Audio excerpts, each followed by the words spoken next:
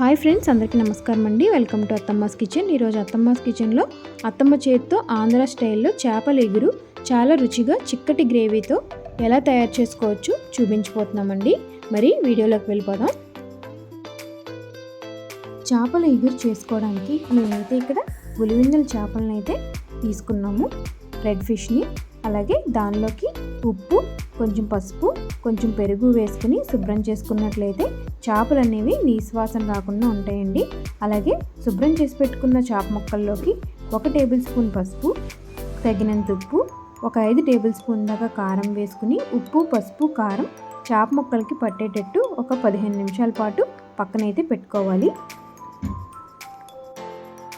మసాలా పేస్ట్ని అయితే ప్రిపేర్ చేసుకోవడానికి ఒక మిక్సర్ జార్ తీసుకుని అందులో 4-5 లవంగాలు, 2 టేబుల్ స్పూన్ ధనియాలు, 2 టేబుల్ స్పూన్ గసగసాలు, 1 టేబుల్ స్పూన్ జీలకర్ర, 1 ఉల్లిపాయ, 1 టమాటా, ఒక 2 టేబుల్ స్పూన్ల అల్లం వెల్లుల్లి పేస్ట్ వేసుకుని మెత్తటి పేస్ట్లా చేసుకుని పక్కనైతే పెట్టుకోవాలి.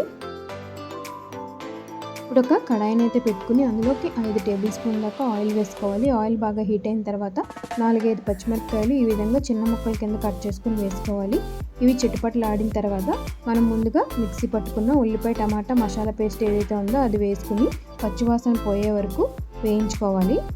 ఇప్పుడు మనం ముందుగా మ్యారినేట్ చేసి పెట్టుకున్న చేప ముక్కలు ఏవైతే ఉన్నాయో అవి వేసుకుని తగినంత వాటర్ని కూడా యాడ్ చేసుకుని 10 నుండి 15 నిమిషాల పాటు చిక్కటి గ్రేవీలా వచ్చే వరకు మగ్గించుకోవాలి. అంతేనండి, ఫైనల్గా కొత్తిమీర వేసుకుని వేడివేడి అన్నంలోకి ఈ చేపల ఎగురిని సర్వ్ చేసుకోండి. చాలా టేస్టీగా ఉంటుంది. ఎక్కువ శ్రమ లేకుండా సింపుల్గా ఈజీగా అయిపోయే చేపల ఎగురిని ఒకసారి మీరు కూడా ట్రై చేసి చూడండి. అలాగే మా వీడియోస్ని మీరు ఫస్ట్ టైం చూసినట్లయితే ప్లీజ్ ఒక లైక్, షేర్ చేయండి, కామెంట్ చేయండి. మరిన్ని వీడియోల కోసం మా ఛానల్ అయితే ప్లీజ్ సబ్స్క్రైబ్ చేయడం మాత్రం మర్చిపోకండి. Thank you for watching.